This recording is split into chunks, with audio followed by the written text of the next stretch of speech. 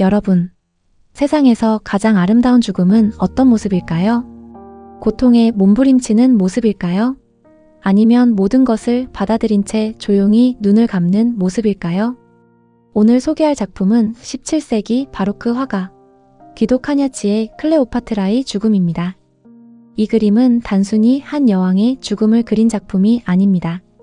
권력과 사랑, 욕망과 비극, 그리고 죽음마저 아름답게 만들고자 했던 바로크 시대의 욕망이 담긴 작품입니다. 그림 속 여인은 누구인가? 화면 중앙의 여인은 고대 이집트의 마지막 여왕, 클레오파트라입니다. 그녀는 뛰어난 정치가였고 냉철한 전략가였으며 이집트의 운명을 짊어진 마지막 파라오였습니다. 클레오파트라의 인생을 바꾼 첫 번째 인물은 로마의 영웅, 율리우스 카이사르였습니다. 당시 이집트에서는 왕위 다툼이 벌어지고 있었습니다. 클레오파트라는 권력을 잃을 위기에 처했습니다. 그러자 그녀는 카이사르를 직접 만나 도움을 요청합니다. 전설에 따르면 그녀는 몰래 궁전 안으로 들어가기 위해 카펫이나 침구에 몸을 감싼 채 운반되었다고 합니다. 그리고 카이사르 앞에 모습을 드러냈습니다. 카이사르는 그녀의 지성과 매력에 깊은 인상을 받았습니다. 결국 그는 클레오파트라를 지원했고 그녀는 다시 왕자를 되찾게 됩니다. 이후 클레오파트라는 카이사르와 가까운 관계를 맺게 됩니다. 그리고 두 사람 사이에서는 아들까지 태어납니다. 하지만 행복은 오래가지 않았습니다. 기원전 44년 카이사르는 암살당하고 맙니다. 로마는 다시 혼란에 빠졌습니다. 클레오파트라는 다시 한번 선택의 순간을 맞이하게 됩니다. 이번에는 로마의 또 다른 실력자, 마르쿠스 안토니우스가 등장합니다. 안토니우스는 전쟁 영웅이었고 클레오파트라는 여전히 강력한 이집트의 여왕이었습니다. 두 사람은 만나자마자 서로에게 강하게 끌렸습니다. 그들은 함께 연회를 열고 함께 전쟁을 계획하며 함께 미래를 꿈꾸었습니다. 그러나 그들의 행복을 위협하는 인물이 있었습니다. 바로 옥타비아누스. 훗날 로마의 초대 황제 아우구스투스가 되는 인물입니다.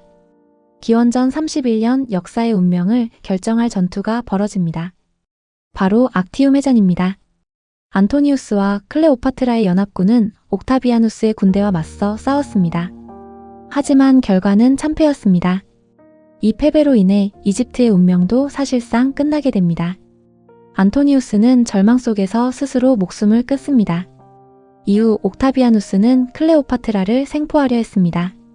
만약 그녀가 살아서 로마로 끌려간다면 승리의 전리품처럼 조롱당할 수도 있었습니다. 클레오파트라는 그것을 원하지 않았습니다. 그녀는 마지막 순간까지 자신의 운명을 스스로 결정하고자 했습니다. 전설에 따르면 그녀는 독사를 이용해 자결했다고 전해집니다. 향년 39세. 그녀의 죽음과 함께 3000년 가까이 이어졌던 고대 이집트의 독립 역사는 막을 내립니다. 이집트는 로마의 속주가 되었고 고대 세계는 새로운 시대로 접어들게 됩니다. 놀랍도록 조용한 죽음. 흥미로운 점은 카냐치가 죽음을 매우 특별하게 표현했다는 것입니다. 클레오파트라는 비명을 지르지 않습니다. 고통에 몸부림치지도 않습니다. 그녀는 마치 잠든 사람처럼 고개를 옆으로 기울인 채 의자에 기대어 있습니다. 눈은 감겨있고 몸은 힘없이 늘어져 있습니다. 죽음의 순간이라기보다 깊은 꿈속으로 들어가는 순간처럼 보입니다. 바로 이것이 이 작품의 가장 강력한 매력입니다.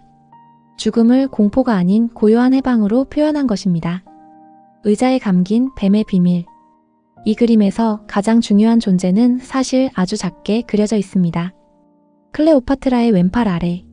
의자 팔걸이를 자세히 보세요. 작은 뱀 한 마리가 몸을 감고 있습니다. 많은 사람들이 처음에는 발견하지 못합니다. 하지만 이 작은 뱀이 그림 전체의 이야기를 완성합니다. 카냐치는 피나 폭력을 보여주지 않습니다. 대신 작은 뱀 하나만으로 모든 비극을 암시합니다. 죽음은 보이지 않지만 이미 시작된 것입니다. 슬퍼하는 시녀들.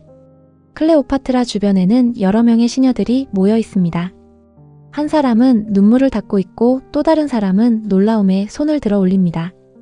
누군가는 고개를 숙이고 누군가는 절망스러운 표정으로 여왕을 바라봅니다. 이들의 표정은 모두 다르지만 한 가지 공통점이 있습니다. 그들은 지금 역사의 끝을 목격하고 있다는 것입니다. 클레오파트라의 죽음은 단순히 한 사람의 죽음이 아니라 고대 이집트 왕국의 종말을 의미했습니다.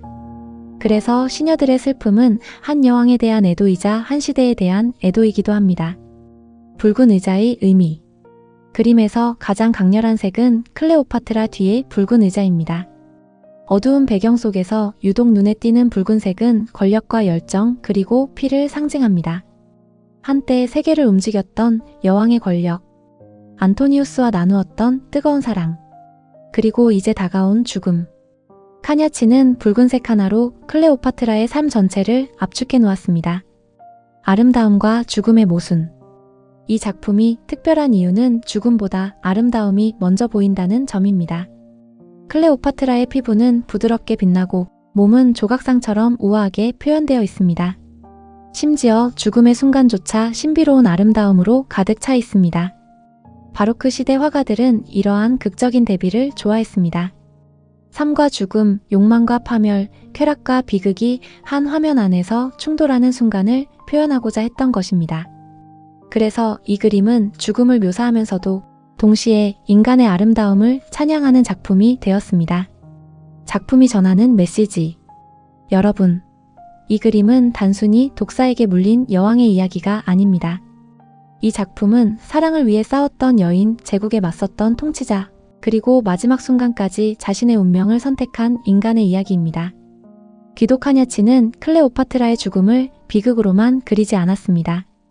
오히려 그녀를 죽음 앞에서도 존엄과 아름다움을 잃지 않는 존재로 그려냈습니다. 그래서 350년이 넘는 세월이 지난 지금도 우리는 이 그림 앞에서 질문하게 됩니다. 클레오파트라는 패배한 여왕이었을까? 아니면 마지막까지 자신의 운명을 선택한 승리자였을까? 그리고 아마도 그 답은 지금도 이 붉은 의자 위에 조용히 잠들어 있는 그녀만이 알고 있을 것입니다.